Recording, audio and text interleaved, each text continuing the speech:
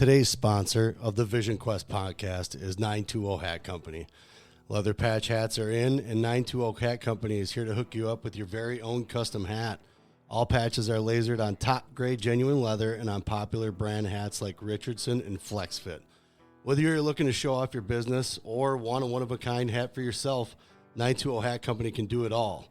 All the hats are handcrafted right in the Fox Valley, but worn across America. With over 500 hats in stock, they guarantee fast turnaround times. Honestly, Liam, looking at these hats, solid, right? Yeah, they're pretty. I like them. I like that patch itself. Oh, yeah. I mean, one-of-a-kind stuff. I know his name's Trevor. He does great work. He's actually gotten I think we got a knit hat coming. I think so, yeah. Yeah, we got that coming. So we're really excited to have these guys on board as a sponsor. So get down to check them out on Facebook. I believe they're on Instagram.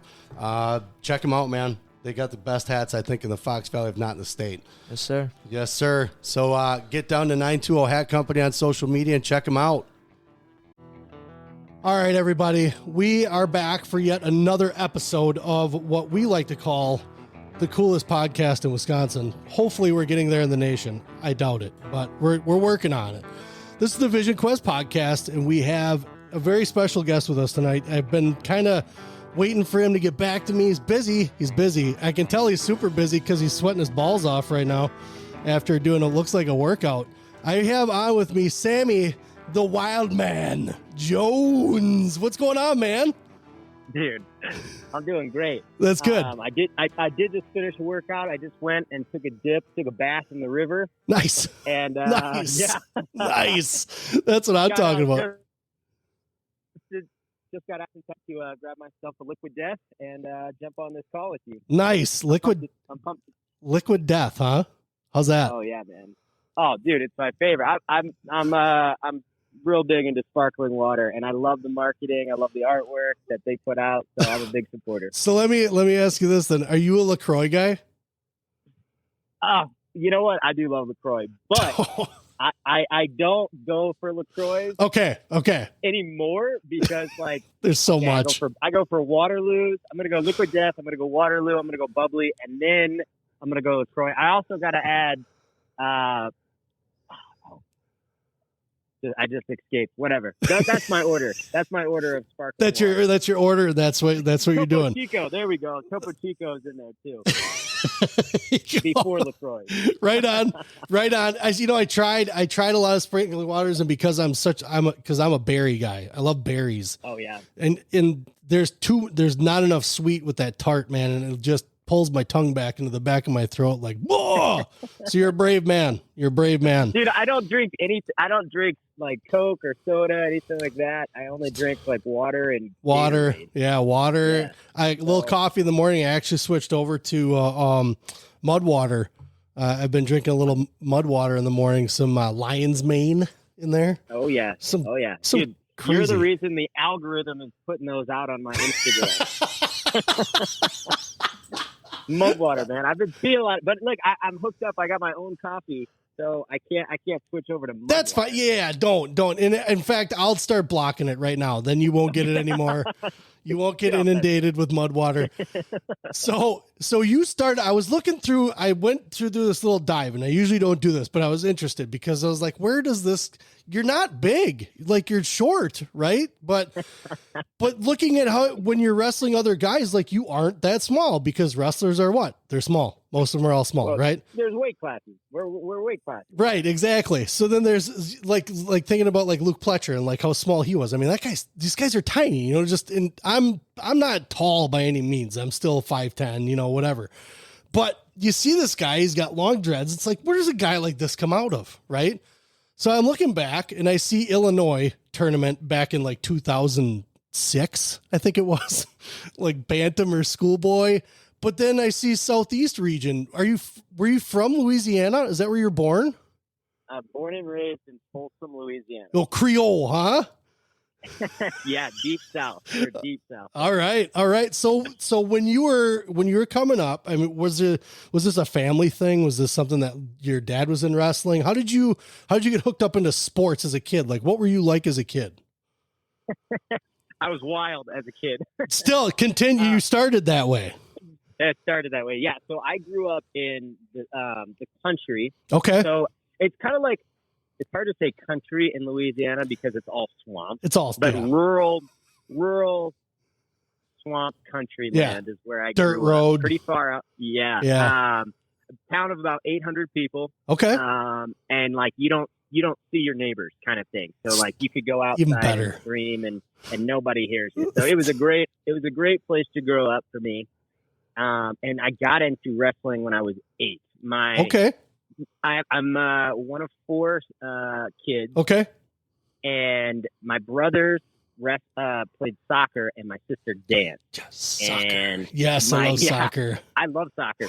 I love to play. Oh yeah. That's my sport, man. Yeah. It's a blast. Right. But when I was younger, I would get so frustrated because it was a team sport. Oh yeah. And I would lose it. When we would lose, I was so competitive. Yeah.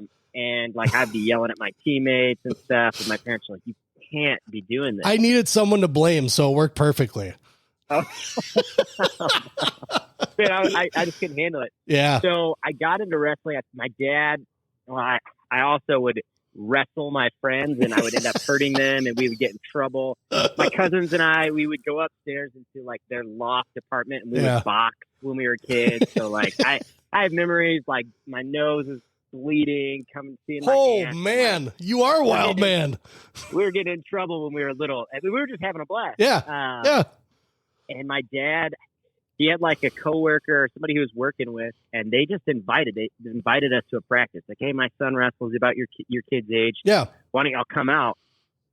And man, I still remember that practice, showing up in my socks, and having a blast, drilling my stand up. Yes. And just being like, I don't know what we're doing, but this is a blast. And I just haven't stopped. I've just been having a blast since I was a little kid. I remember coaching. I used to coach youth in Neenah, Wisconsin, by where we're from. And I remember having kids come in when you're talking about socks, whether they had shorts on. Most of them had socks on that were just a little too big. So that by the time they were done with practice, those socks were like curled over on the toes, super loose around the calf because the kid was pulling on them, just kind of falling down, So that rings a bell. That rings a loud bell when it comes to young guys in wrestling. So when you started out and you're playing soccer, so you obviously knew there were other sports out there. When you started wrestling and you loved it, you were having fun. Did you ever get to a point where you're like, the tournaments down there were a little less, I think, for you guys at that time, right? It's a little slow in Louisiana, I think, around that time, wasn't it? Yeah, so Louisiana is not known as a wrestling like powerhouse state. Sure, but right. We have, the crazy thing is, man, like we have some studs come out of Louisiana. Yeah, they just breed them different down there. Yeah, and so the kids down there are tough. Yeah, and they're just kind of,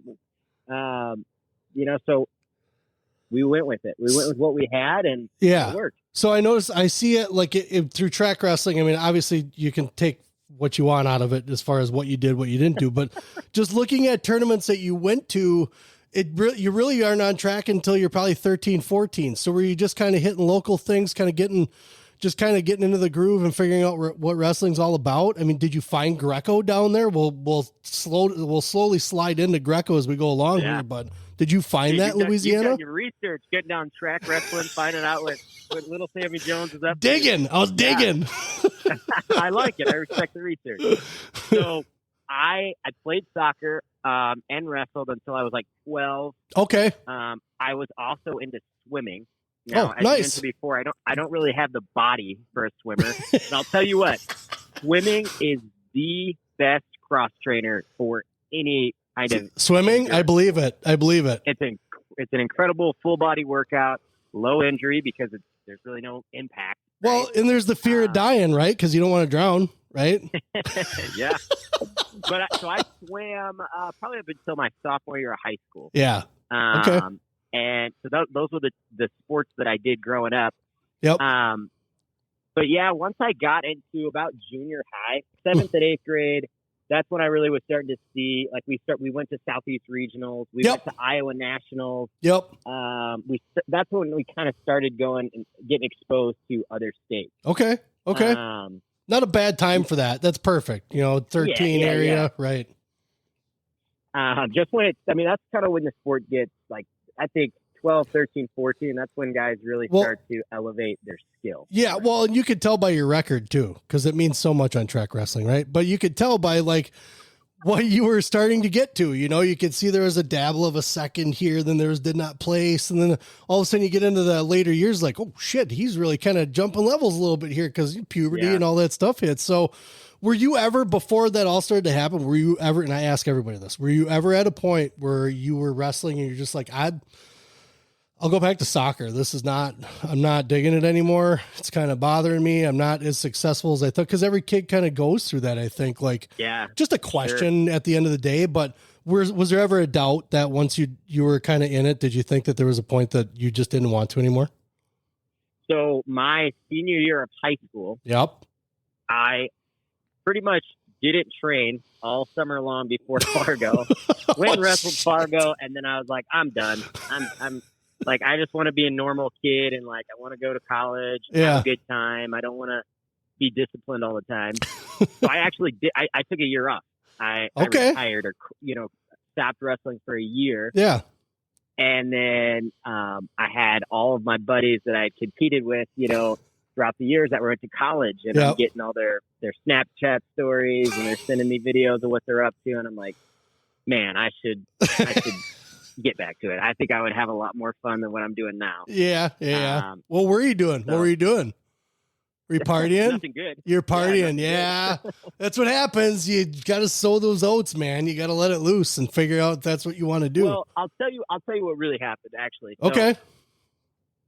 Freshman year of college definitely was partying, having fun. Yep. Decisions that aren't making you a better human. Right. But then I got around some guys. I needed a place to live, and I moved into a trailer park with these three dudes. Okay. You had me at trailer park. Okay. Yeah. Right. So one of them turns out I knew these guys. I knew one of the guys, didn't know the two. It was one guy and two brothers. Yeah. Didn't know the brothers. Turned out one of them was a worship leader. One of them was was leading like a college group, and the other one was a part of worship as well. So these are like some Christian dudes. Okay. And I was at a place where I was kind of just wild, right? Yeah. And, they started speaking in my life, and there was a lot of things. There was definitely some reason of why I was not wrestling. Turned my back on it. Yeah. And those guys really invested in me, helped me kind of get on a better path for sure. It's a figure out crossroads, who man. I am. Yeah. It's crossroads. So that's really what happened. Once I kind of started seeing straight, man, this is something I have a gift in. Yeah. I really do. I do love the sport. I want to go back to it. Yeah. So and that's good that you did see that, though. I mean, it's easy to turn, like you said, you're kind of done. You turn your back. It's kind of easy to walk away. It's harder to turn around and face that reality of, I love this. This is hard. You always hear about guys talking about how it's hard work, but not only did you change your mind about it, but you had to change your lifestyle because, I mean, for you to get better, it sounds like the things that you're kind of getting into and these guys kind of helped you from was just, the type of situation that you had to work through that mentally. So that you're already showing some mental growth as a young adult.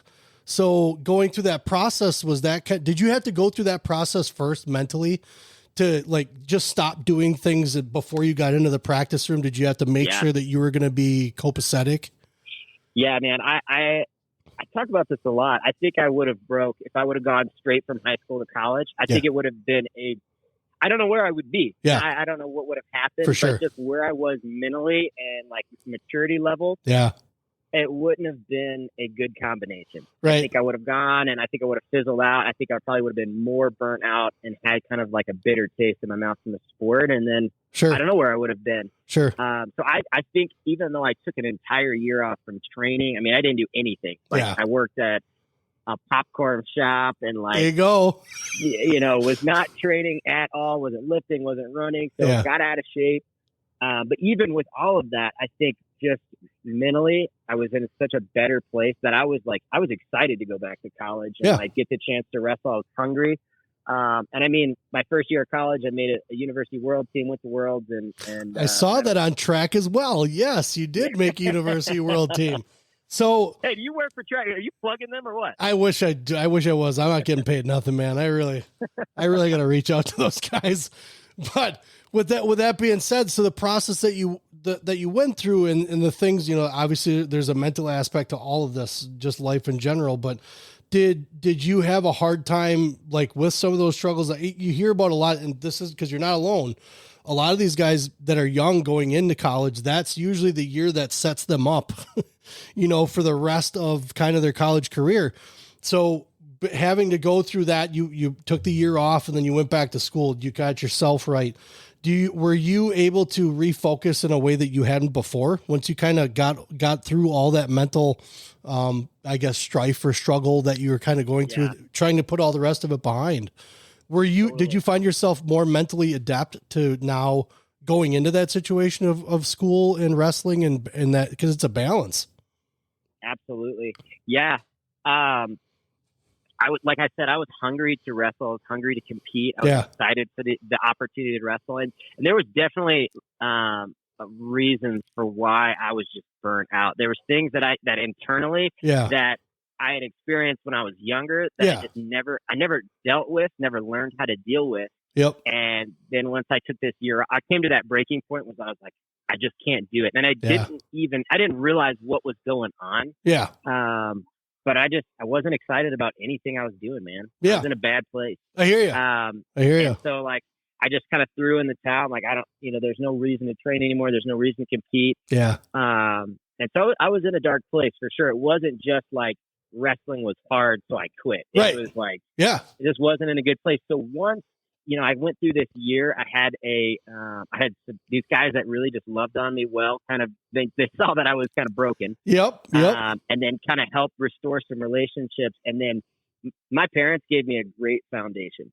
So that's good. I felt like I stepped into that. Yeah. Once I had gone through this season of like, I had to do some deep work internally. Yeah. And then once that was done, it was like, man, all the hard work my parents had put in, it was like, then I could stand on it. Before that, it was like, man, I didn't want any of the stuff that they were teaching me or giving me. That's, I didn't take hold of it as mine until I went through this like season of like pulling back all of the layers and figuring out what was underneath. So yes, once that, like, I went through that year and then I was absolutely ready to step into being a high level athlete. So you're about to springboard into high level. Let's get back quick to maybe some of the memories of when you were in youth. Like what was one of the biggest things you remember? It doesn't even have to be a tournament win. What was one of the best memories you have from, let's say, elementary wrestling, middle school, and high school? All of them. Oh man. Well, I remember winning state the first time when I was a little kid. Oh, no kidding. I think I was like 10 or 11. Nice. And I ended up beating a kid who had beaten me for a couple of years. Yeah. He beat me all year long and I beat him at the state tournament. We hit in like the semis. And it was one of those matches where, I mean, I don't know why this happens, but like, you're in the 80-pound division. Which every kid's in. Like, you're 75, 80 pounds. Yeah. And the entire like arena is watching these like 10-year-olds. Yeah. But like we have the video. I mean, everybody's on this mat. And right. I remember winning that match. And that was something like I like persevered to wrestling this kid who just beat me. Nice. And finally, like I got over the hump. Monkey off your back. Yeah. I had a bunch of guys that I wrestled growing up that were they were scrappy. They were good. And I think like, I remember being beaten, 5, 6, 7 times and then finally beating them. And then it was like, there was a huge growth spurt because I had this confidence of like, oh, I got through that. Like, I never thought I would beat that kid and I finally beat him. Mm-hmm. And so I've had a lot of those. Now, that's what I remember when I was young. I remember placing at a national tournament my first time. Nice. That was huge. Yeah. Yeah, it is. That's really big. Yeah. I won a national tournament when I was like in middle school. Nowadays, well, back then too, they had a lot of national tournaments. They had like Tour of America. I think that was the big national. Yeah, nationals, right? Yeah, but right. Hey, you won a huge trophy when you're a kid. It does a lot for your confidence. When you're 10, 11, 12 years old, that I don't care what adult says, it doesn't matter. That is an awesome feeling. That is an awesome moment because you know that kid's walking around in school either with that trophy or medal or just saying, I'm a national champ. What's up? You're going to touch me, just walking through school. And then like 10 years later, nobody really cares. But it still matters. So a lot of people think that I preach it to Liam as well, my son. It's the progress, right? You're looking at the building blocks. Yeah. It takes a long time for a kid to realize that. Long time. I mean, we were still going to a Luxembourg Casco tournament that's in the area here, and they gave away a belt, right? He was well advanced and doing good enough where it was kind of one of those things where we stopped doing some of the tournaments, thing, but we still wanted to do that. He wanted that belt so bad. So bad. So he got that belt. So then on top of that, if you go back, you get a different colored belt if you win it 2 years in a row. So we had to go back for that belt. He got that belt. That's good. That's great marketing. Oh my God. Right. Great marketing. Great tournament. Always good kids that went there. It was always scrappy, things like that. But we got done with that last one. I was like, can we be done with this now? Like, are we over the belt thing? Like you gotta move on. Right. So your high school though, I want to know more about like how high school is going as far as what were your grades like? What kind of grades were you getting? So that's another interesting thing about my upbringing is I was homeschooled. Oh man, I didn't know that. They don't tell you that on track wrestling, dude. Track wrestling doesn't have that, right? That's a bonus feature. That's a premium feature. You gotta pay for that. Story. Track Plus. That's right. Track Plus. You can reach out to them and pitch them this episode. You're like, man, we've talked about you a lot. Yeah, you need to pay me. they gotta work on their communication with Flo a little bit more before they start sponsoring me, man. That's a little crazy. But what happened in high school? Yeah, so back in the day, this has been changed since I was in school. But at that time, if you were a homeschool student, you were not allowed to compete in high school sports. So really, when I was in 8th grade, I had to make the decision to go to high school or to stay homeschooled. And I mean, at that point, I was definitely well known in the state to where a lot of coaches were like, hey, come wrestle for us. I was kind of a free agent. Like there was no records on me, so I could, we could make it work. Yeah. Where we wanted to go. Right. But long story short, we decided to stay homeschooled. Okay. And that was really hard for me because I'm watching my friends win state and like, man, I think I could do this. Right. Like, I think I have a good shot of winning state, Right. But what ended up happening is I met a coach who was kind of in a transition period. He was an assistant coach at a very successful school, and he was transitioning to coaching at a different school. Okay. Yep. And he showed up to an open practice at a local high school, and we just kind of ran into each other. Yeah. And he was like, you need a partner? Like, I'll roll with you. So we wrestled for an hour. And then after that, like, we talked a little bit about my goals and what I wanted to do. He thought, you're homeschooled, you can't go compete. Yeah. And he's like, well, what do you want to do with wrestling? I'm like, I want to win an Olympic title. And he's like, well, perfect. You can't wrestle folk style anyway. So don't wrestle folk style. That's a waste of your time. And I'd never had anyone tell me that, so I'd never had someone believe in my goal of, I want to be an Olympic champ, having that as a 8th grader in Louisiana. I might have, I was probably 7th or 8th grade, ended my 7th grade year, going into 8th grade. I'd never had someone believe in me like that. So Lucas Stout didn't live in Louisiana. So who is this guy? This is John Aurelian. So he's the head coach right now, Jesuit. So he went, he's now the head coach of the school that he was the assistant coach at, and they're killing it. Yes, they are. They are killing it. Absolutely killing it down there.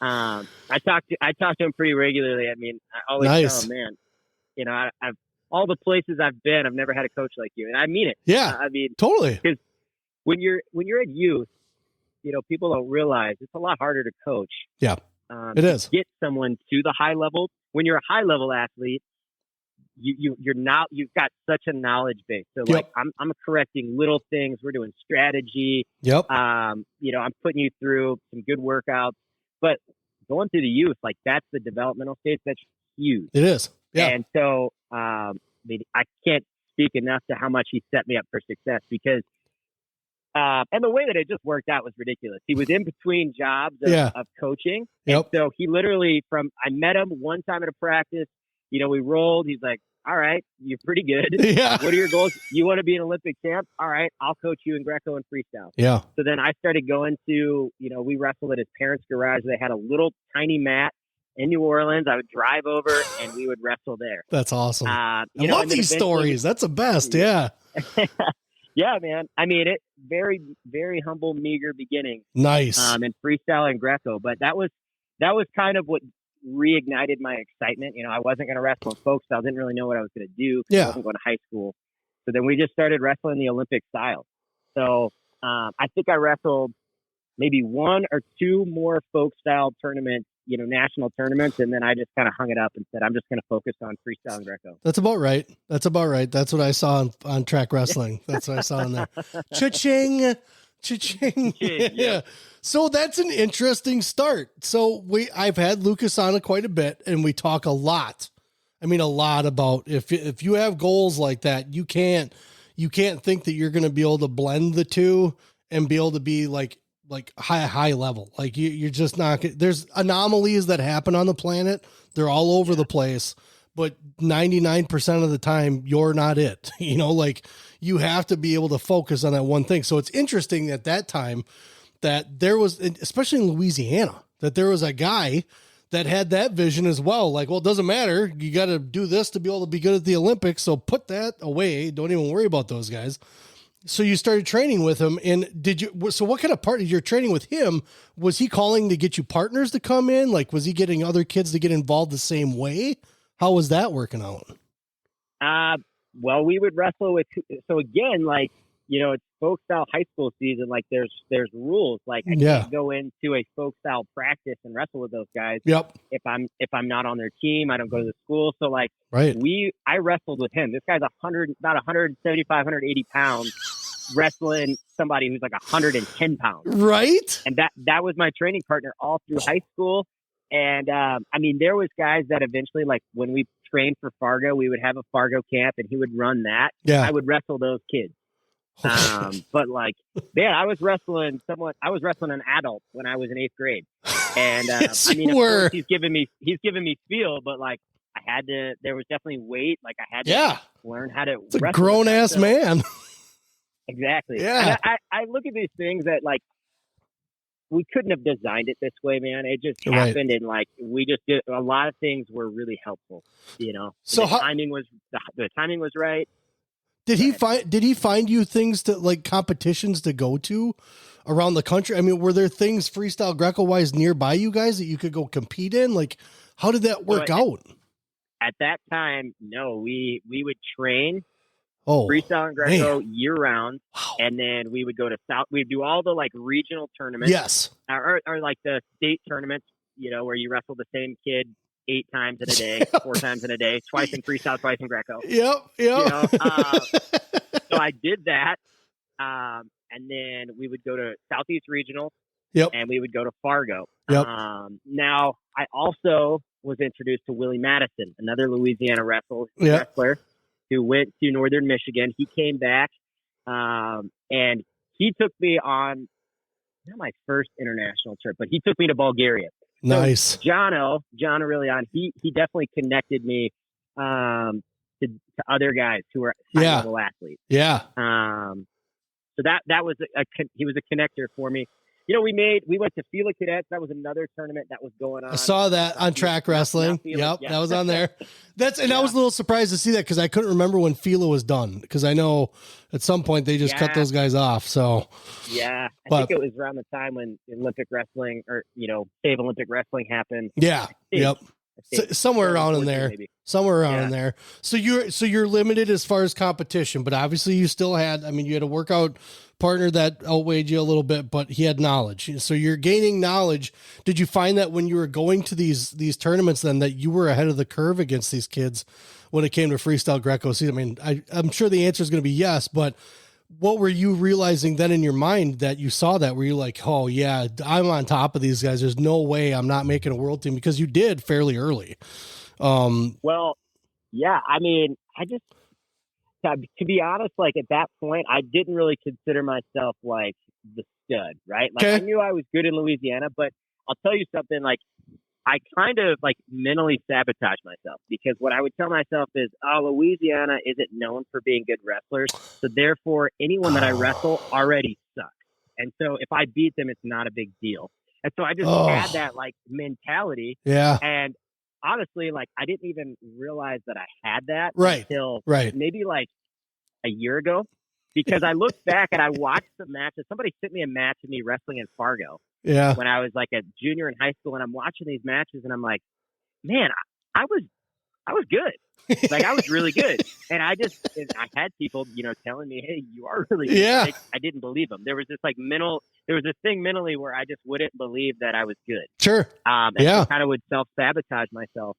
And so that, like when I was younger growing up, I was like, well, we'll see, how it goes. Yeah. And yeah. I would have success, but I never really celebrated any of those for whatever reason. Well, I think excited about it. You come from a decent coach, though. I think, though, too, that instills a lot of humbleness, I think, in kids. And I think you can tell with what he's doing now, it's the same way, like I've seen some of the videos of those kids practicing and a couple of the interviews of some of the guys, and they seem like they're pretty level headed. Like they've got a guy that's at the helm that's kind of doing what he's supposed to be doing, so you've probably gone through the ringer when it comes to Louisiana, going through those guys, and especially with the Southeast regionals and Fargo.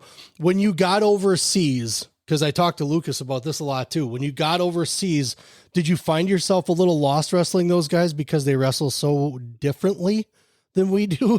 Yeah. Yeah, absolutely. I went to a senior level camp when I was 15. Yeah. And I was in Bulgaria. Oh, Jesus Christ. And just got murdered. But those experiences, though, you're getting exposed to what, real wrestling is and what these guys are really good at. And now I have a lot of international trips under my belt. Yep. A lot of it is, these guys are not freak athletes. They've been doing the sport a little bit longer. Yeah. They're good. Yeah. And they've got strategy. Correct. They're not stronger. They're not faster. They're not like. They definitely don't have a gas tanks that we do. That's for sure. They don't. I mean, they're winning. But they are winning. Give them too much credit. I'm not going to give them too much credit. Okay. Good idea. We don't want too many people telling us that we're like communists or something. We don't need that. But with those guys in the training that they do. So talking to Lucas a little bit about, just Greco in general, were you starting to get Greco specified by then when you were starting to do a lot of that stuff? Well, towards my senior year of high school, I just was enjoying Greco more. I did freestyle all the way through my senior year of high school. Yep. Just because, like, why not? You're going all the way to these national tournaments, do both styles. Yeah. It's just more matches under your belt. That's how I looked at it. Okay. But maybe about my junior year, I was like, man, I just like Greco more. I'm finding more success in Greco. Mm-hmm. So that's really where, my heart was.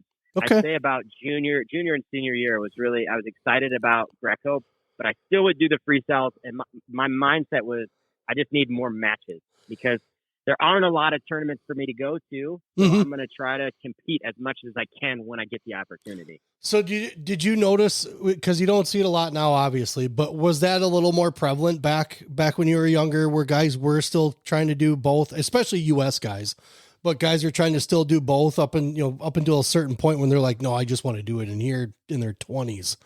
But did you see that a lot back then? Yeah. I mean, at least all the guys that I trained with in Louisiana, we were all doing both styles. I mean, you're going to trek all the way to Fargo, North Dakota.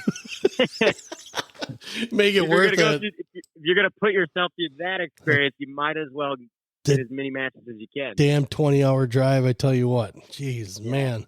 So when you might only get 2 matches. Right. Yeah, right. So when you guys would go out there, would you guys go as like Team Louisiana? That's the other funny thing. Like Wisconsin had a team, you know, they went to camp as a team. They traveled as a team. You weren't in school though. So how did that work? Were you still part of Team Louisiana? I was part of Team Louisiana. I mean, I got the area code, so they let me in. So they let me in. Knock, knock, guys. I just want to wrestle. Well, it's just kind of interesting to see how they work that, because I mean, a lot of the kids, I guess they have tryouts here and things like that. So I guess you could just go to a tryout, but a lot of the kids here are kids that wrestle that state or whatever, you know, that kind of thing, as far as, maybe I'm probably explaining it incorrectly, but it seems like everybody's in a school. So I was kind of curious to see how they dealt with it with homeschool. Cause I guess I'd never even dove into that world. I did not check in on that part with you as far as how homeschooling went. That was poor research on my part, poor research. So once you started hitting Fargo, you've been to like a national or an international competition by the time you're a senior in high school. Where were you preferring to go after that? Once you saw competition wrestling in the US, you started wrestling a little bit more overseas. Were you wanting to wrestle? And that's where the world championships are. Don't get me wrong, but were you maybe trying to find yourself like, maybe I'll stay over here. Maybe I'll just practice and stay over here and wrestle over here. Did that ever cross your mind? At that point, no. Okay. Because I'm also, so this is when stuff started just getting crazy with me, just in my like personal life. Yeah. Like, you know, you're going through about when I was 15, that's when it just kind of life started to get a little crazy. Little tailspin. Yeah. You know? And so my mind wasn't, you know, I want to train full time. I kind of diverted from the path a little bit of knowing what I wanted to do with wrestling. And then, because of just not processing what was going on in my life. Yep. By the time I was a senior in high school, I just was like, man, I'm throwing in the towel. I don't know why I'm doing anything anymore. Okay. So that's kind of what happened. Maybe that was presented to me, but I didn't give it much thought. So we get to that springboard where you talk about, you know, you got your mind right. You worked through a lot of stuff. You kind of, you know, you're able to get life going the direction you needed it to. And then you jump back into wrestling. What was that transition like? Where you missed it? You said that's something that you need to get back to. So with the struggles you went through, did you find that you were able to put all your energy into it right away, or did you ease yourself into the wrestling room? Well, I don't know how to ease into anything. Wow, man! Like, you might as well just cannonball if you're going. All in. Okay. That's been my mentality my whole life. Is if I'm going to do anything, I'm going to do it 110%. That's a great thing and a dangerous thing. Yeah. But when I got back to college, you know, I'm definitely a competitive individual. So I looked at it like, man, I got some catch up to do. Right. I kind of there was no easing in. It was 100%. Let's go. So when you went back, so these guys that helped you out, they were at a school. You were already in college, correct? You had been in college at one point, but you weren't wrestling, right? You were working through some stuff. What made you pick this school? Why this? And what school was that at? Southeastern Louisiana. Okay. Why did I pick it? Cheap. It was right there. Yeah, I mean, it was close. Okay. I was in a relationship with someone that was nearby. Okay. That influence, like, yeah, you know, I'm just going to stay in a place that's comfortable. Yeah. Well, you just worked through some stuff, man. Like, you don't need to be throwing yourself out in the wild completely. You know, you gotta. Well, yeah. I mean, you know, for me, I chose the comfortable thing, right? Yeah. It wasn't all bad. It was good. Right. So that's what made me choose that school, is just affordability, grades, getting into it. Like, I didn't have to take the ACT again. I had a high enough score, like 23 or 24, whatever. You gotta check track for that. I'll look that up. I'll look that one up. I could get into the school and it was affordable. That's really the only thing I thought about. So where was the springboard that happened with wrestling then? How did that occur? What, with this being Southeast Louisiana, I don't know of an RTC program that's out of there that's the most slaminist. So no, I didn't wrestle. No, when I went to school down there that year, I didn't touch a wrestling mat. So that's not where you wrestled at. You weren't in school there and wrestled. I thought you said you wrestled. Okay. So no. So once I decided I wanted to wrestle, I moved to Northern Michigan University. There we go. Okay. Yeah, okay. Right on. So you're used to that whole area right up above us. Oh yeah, man. I know right where you're at. Oh man, that's great. You get in town here, you come back around, you're gonna come down. I'll have a couch down here. We'll do like a chill podcast. We'll literally just hang out and do a podcast. I like it. So you found your way up to NMU. Not a bad trip. You know, you're going to obviously a proven Greco area. Who was coaching at the time? Rob Herman and Agassi Manukian. Wow. So Rob Herman, he recruited me. Okay. And he had known me because, you know, he's from Florida, he's from Pensacola. Yeah. And he was close friends with Jim Ravnak. Okay. Yep. Yeah. I remember that name. Helped Louisiana wrestling. Yeah. Yep. Still big, real big wrestling name in Louisiana. Yeah. And in all of USA wrestling. Yep. And so he would come and do camps. That's how he met me. Okay. And so he kind of always had his, he was always kind of keeping an eye on me. And so he was the first person I called. Nice. Okay. I was like, hey, would you still entertain, you know, let me come back up and wrestle for you? Yeah. And he was absolutely, come on up. Nice. Nice. Yeah. Made it work. And it was a great experience for me. When you got up there, I mean, obviously you're a Southern boy, right? You're from hot, sticky chiggers, swampy, all that other stuff. I lived in Cairo, Georgia for 2 years. It was a great area. I love the people that were there, but that environment, it sucks. I can't do it. I can't do extremes. Like I live in Wisconsin. What am I doing here? It makes absolutely no sense whatsoever. Did you find yourself having a decent transition from one climate to the other? How did you enjoy that? No, I definitely suffered from seasonal depression. 2013 was one of the most heavily recorded snowfalls in northern Michigan. You know, welcome to it. Yeah, it was a brutal winter to be my first northern winter. I hadn't really been around snow, man. Yeah, right. So you guys shut down if there's 3 flakes on the highway down there. Yeah, so, we do. Yeah, we do. Literally. So it was a tough transition. Okay, you know, but I had really, I loved the guys up there. Mm-hmm. I had a good relationship with Rob and Agassi. Nice. Yep. But it took about 2 or 3 years before I was like, oh, I love Marquette. Yeah. Before that, I didn't. They make bumper stickers that say that. I think it's just for the bumper stickers. I don't know if that's true or not.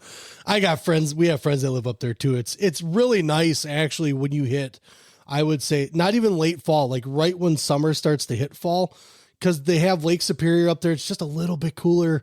It's not, because I'm not a hot guy, so I love that breeze coming off of Lake Superior, but it's just kind of a nice, serene area, especially when you're out by yourself on a trail walking around up there. It's crazy how you can feel completely separated from the planet and what's going on.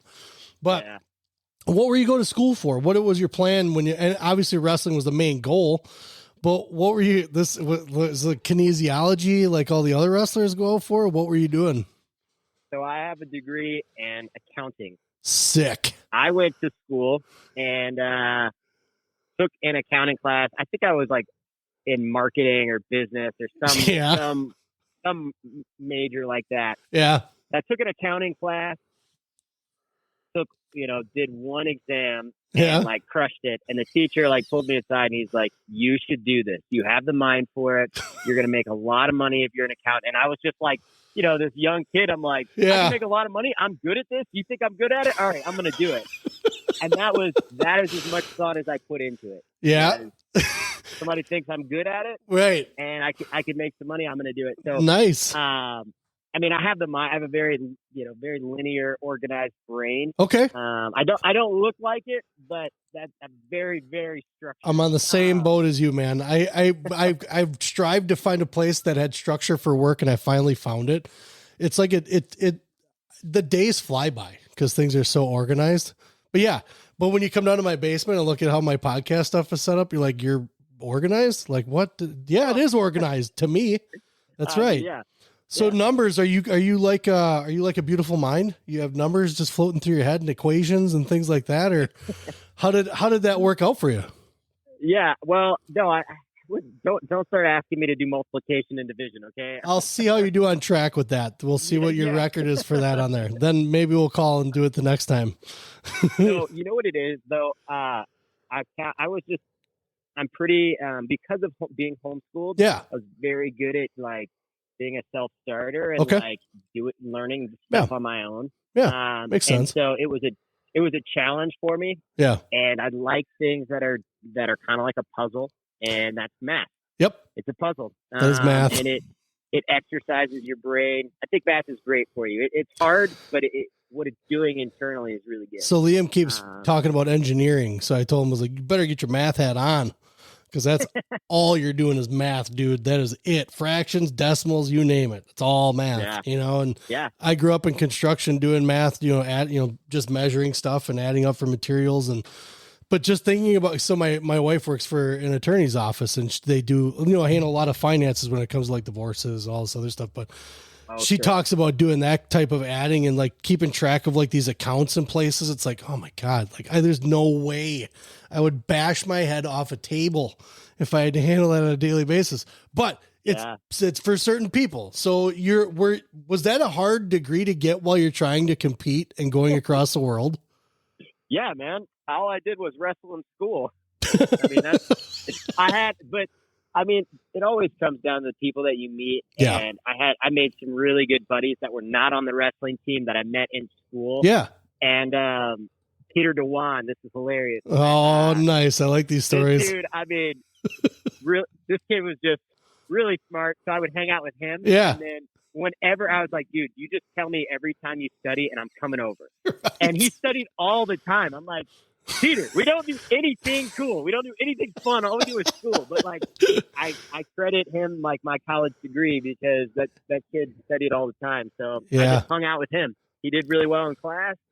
So that's, I was like, I'm going to hang out with him. That he was a champion in the classroom. So champions hang out with champions, right? And then that's kind of what you let that stuff rub off. So when you're what was the first, so you're at NMU and obviously they know that you're wrestling heavy. As far as that's what you want to do, you want to accomplish certain things within the sport. Are you able to do it? So we talked to a couple of guys that were in college where they would bring, homework to the practice room, and there's an office off to the side where you could do homework. Did you guys have that same situation where they were trying to embrace the whole thing and knew you guys are busy? No, not so much.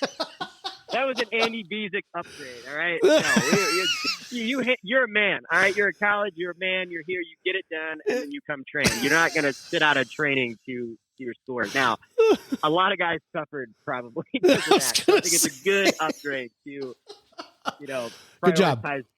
School. Good job, Andy. Good job. Yeah. But no, it was just kind of like, hey, you're accountable for your own actions. And like, that was something that Rob really preached. That was his thing. You're accountable for your own actions. And that was more of like a weekend thing. Like, hey, you have training off on the weekend, make good choices. But it also like applied to everything else. Like if you want to have scholarship, you've got to do well with your grades. You do. If you want to stay and train up here, you got to do your work. And correct. I mean, I'm paying for school.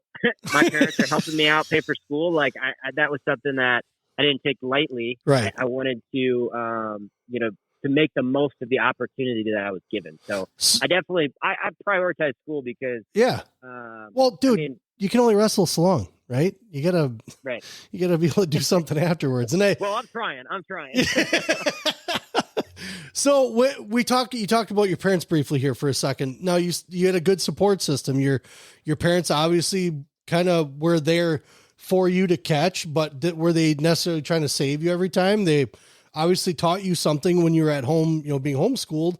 So were you on your own, like, I guess not just floating in the breeze, but when you're kind of going through your struggles, did your parents kind of know what you were going through and just said, hey, if you need a hand, we're here? My poor mom. Yeah.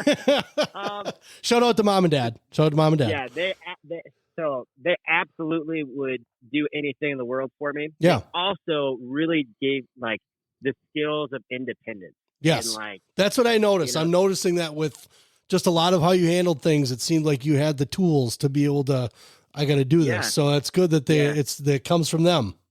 Yeah. They definitely gave me the tools, but what I really appreciated is they let me use them. And sometimes I used them incorrectly. Sometimes I got myself into trouble and, but as a parent, there's only so much you can do. Right. And, that's where we're at. Helped being as much as they could. They were there to help. I said my poor mom, because I'm just bad at calling people and checking in and saying, hey, this is what's going on. And there was a lot of things that were hard. After I graduated college, I slept on a couch for like over a year, didn't have an apartment, didn't have a car, was really roughing it so that I could wrestle. Those are things I didn't know until I was, hey, I'm no longer living in my car or living on a couch. So things are better now. I made it. I made it. That's kind of how it is. Hey, I'm going to tell you a story. I survived. So it's okay. It's a happy ending. I'm telling you right now. Yeah. You won't believe what I went through. So now you're up at NMU. You're doing well. You found out that you're a math wizard. You're good with finances. When did you when did you graduate? Number one, what year did you graduate? 2017. Okay. So it's been about 6 years you've been out.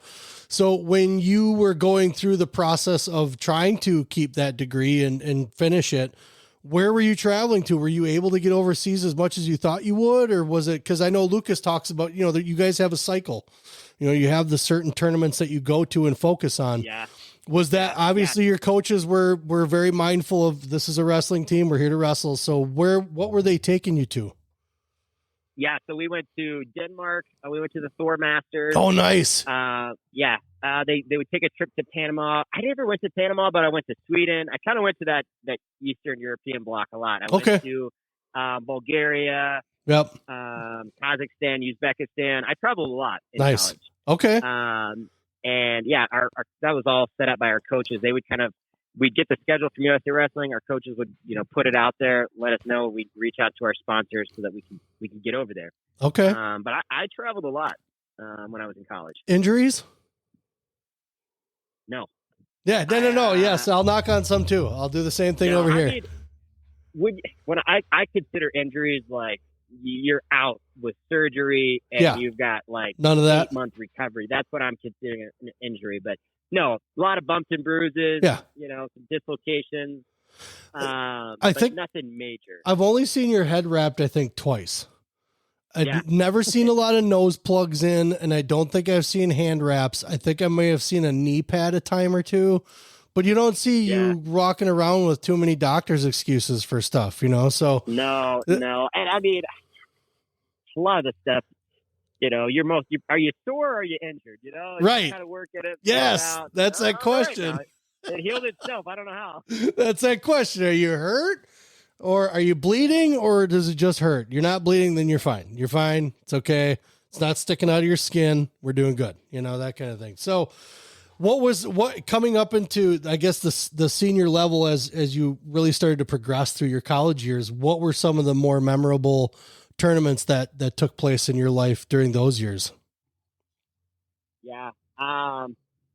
Well, I wrestled in the Thor Masters. I was still in college. I can't remember. I must have been my senior year of college. Okay. I wrestled Steve, so he's an Olympic bronze medalist. Yep. And I beat him. And so that was a big win for me. That was one that stands out. Yep. I remember wrestling Jermaine Hodge. That dude's awesome. Yep. He wrestled the Army and just a beast, right? Yep. I wrestled him going through. I remember the first time getting a win over him. That was big for me at the Open. That's a good one. There was a couple of tournaments that just, I didn't necessarily win the tournament, but I had some good performances, beat some guys that I considered to be really good. Yep. Right. And so, those are just little milestone goals, stepping stones that kind of give you a little bit more confidence. Of course. And I think I think every athlete has that at every, I guess, age level, from your grade school to your middle school, there's always that little thing. And we've always just called them with Liam monkeys on your back. Like I said before, it's just little things that were always kind of getting at you that you're like, yep, that one's done. Don't have to worry about that anymore kind of thing. And a lot of times you have to worry about it coming around again, but you're so confident that, I'm never losing to that guy again. Now that I just did that, it's not, cause I mean, you've beaten world champs, like you've beaten guys that have gone places. So I just heard it from Kerry Colott the other day. It's been done. Like, it means it's possible, and there was someone that's why we wrestled the match. Exactly. We wrestled the match. Exactly. I love that. National champions. They became a national champion a lot of times because they believed in themselves. Like who's the one that I had Pat Glory on? He was talking about, just saying it out loud, getting it out to the world and things like that. So it's a lot of it's just being a positive person to yourself. Not worrying about the outside noise and just focusing on what you have going on. It's hard to teach that. It's hard to come through a lot of things that, personal things or just struggles that you're having on the mat where you're doubting yourself. I mean, it's hard to climb out of a hole sometimes for certain people. Did you ever get into a hole like that? Not outside of stepping away from wrestling when I was in high school. I haven't gone through anything mentally like that. Okay. And that experience, I mean, it gave me a lot of the tools of journaling, like I journal every single day. Yeah. Yes. Constantly, it's how I start and end my day is journaling what's going on in my head and, learning how to process things. So I learned a lot of those tools. I worked with winning mindset when I was in college. Okay. And that gave me a ton of tools. And just like being around other high level athletes and talking to them. That's something that I'm proud of. Throughout my career, I've always tried to get around the best people and just kind of pick their brain and like, okay, I'm going to do that. I'm going to try it. He said that, he says his goals out loud in the mirror. I'm going to say my goals out loud in the mirror. Yep. Like I'm going to write them down. He said that was good. Okay, I'm going to do it. Yep. And, not really questioning it too much or thinking anything is weird or lame. Like, oh, I'm just going to do it. And then seeing the growth and like, wrestling is such a mental sport, man. You hear, coaches say all the time, man, this guy's so good, but like, he's just he's a head case. Yep. And he can't put it together. And like, I would hear that from coaches and be like, well, I don't want that to be me. So like, I'm going to do the work outside the room. And that's why like mindset training is difficult. It's not tangible. Right. It's not something you can be like, hey, give me 10 pull-ups, do 10 sprints. It's like, how do you do mental strength training? Well, it's journaling, it's having an accountability partner, having somebody to talk to. So those were things that like, when I got into college, I knew I wanted to have a healthy mind because like I'd been in such a dark space mentally that I was like, if I'm going to go and do this thing, like I'm going to go 100% and I'm going to do the right things. I'm going to get around the right people. And like, I got connected with people in the community in Marquette that weren't a part of the wrestling team. Yeah. They would have me over for dinner once a week, Nice. I was their adopted college kid, and that's great. They got, little 6-year-olds running around. They'd feed a college student.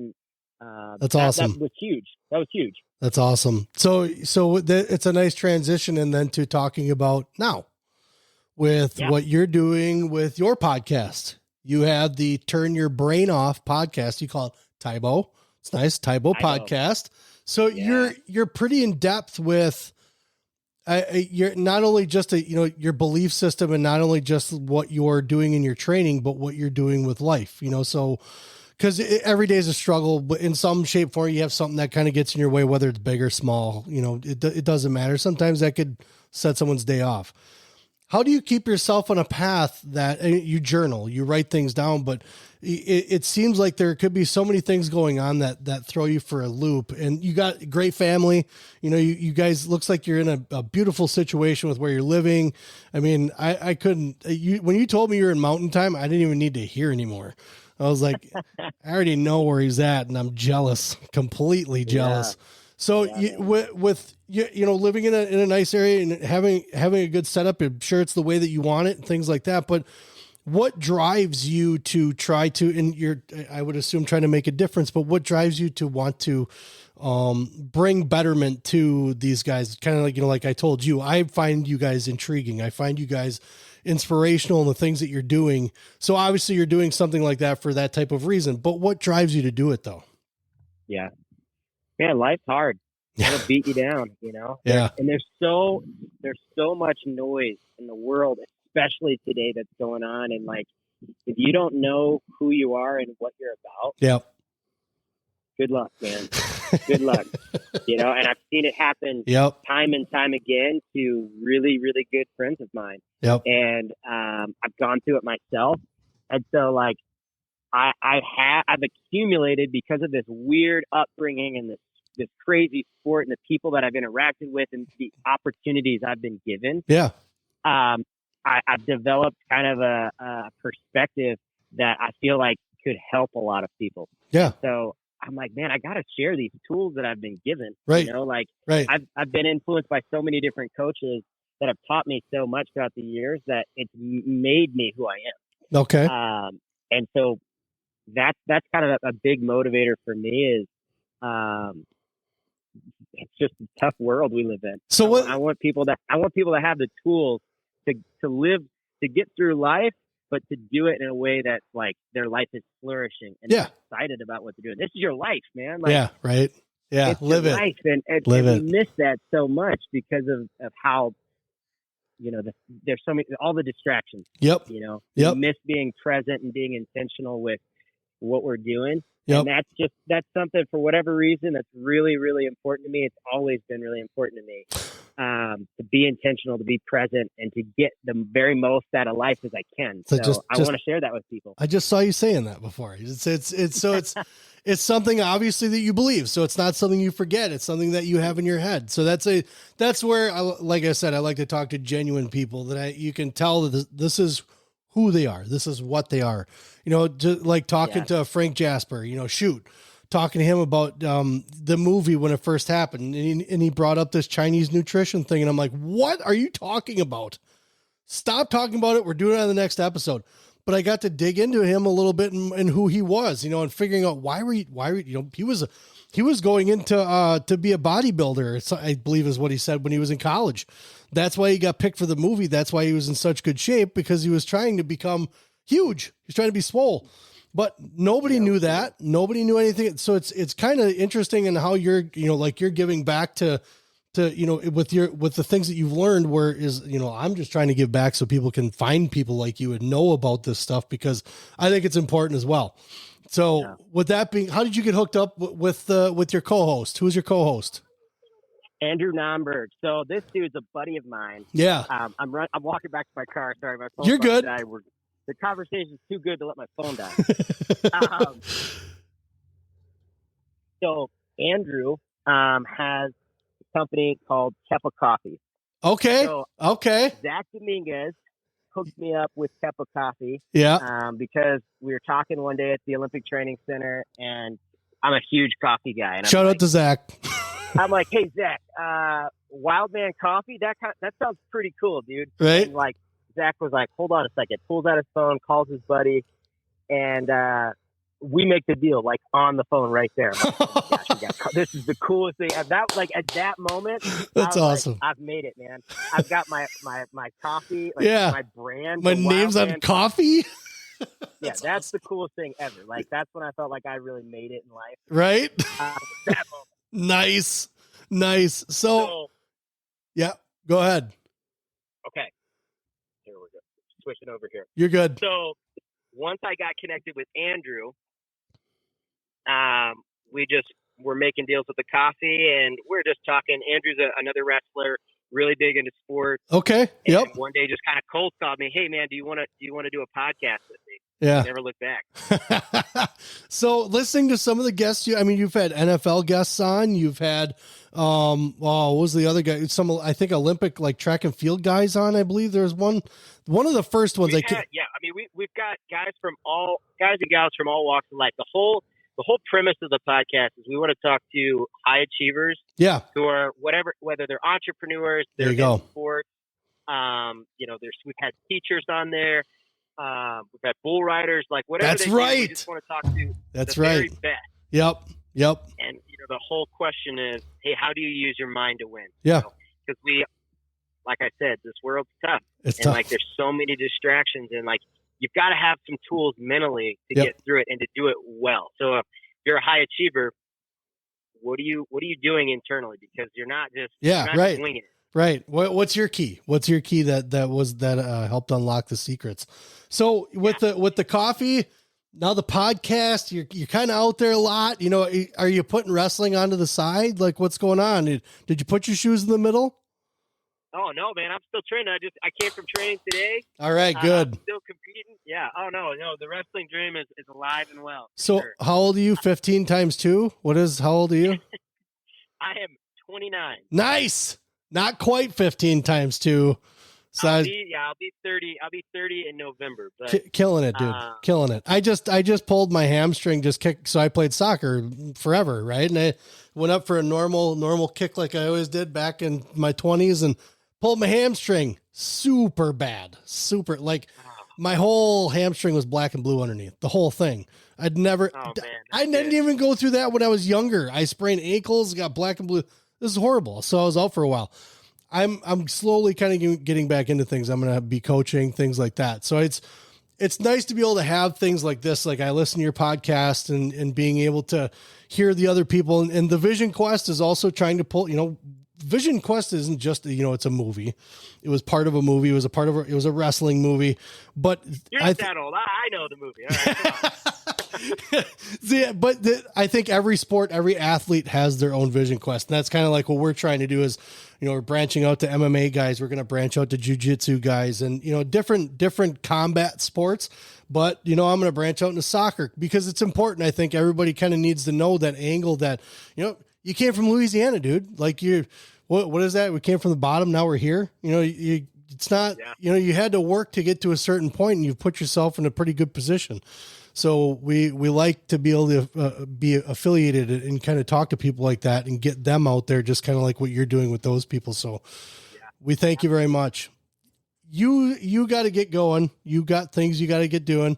I do want to talk to you for just a second when we're done here, but I'm going to start rolling some music here because it's been about an hour, 5 minutes, and this is the typical.